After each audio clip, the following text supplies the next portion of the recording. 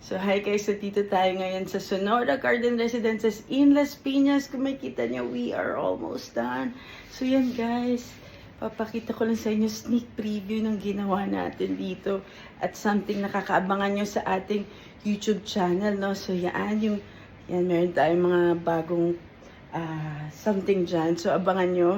Follow lang kayo sa YouTube channel. And this one, look, napakaganda nung napaka-elegant nung bathroom natin, no? Yan, and then the bedroom. This is the master's bedroom. Ang ganda. So, yun. Ayan, nakalimutan ko yung mirror. Sayang. So, yan, babalikan ko to para, yun nga, ihabol natin yung mirror nito to finish the project. Yan, tapos ito yung bedroom na isa. So, marami tayong kwento dito kung paano natin ginawa to at napagkasya yung bed no? Yan, hindi pa na-mount kasi nga tinulang na kami sa oras. Bawal na mag-drill. So, dyan na muna siya temporarily. And guys, kumita nyo.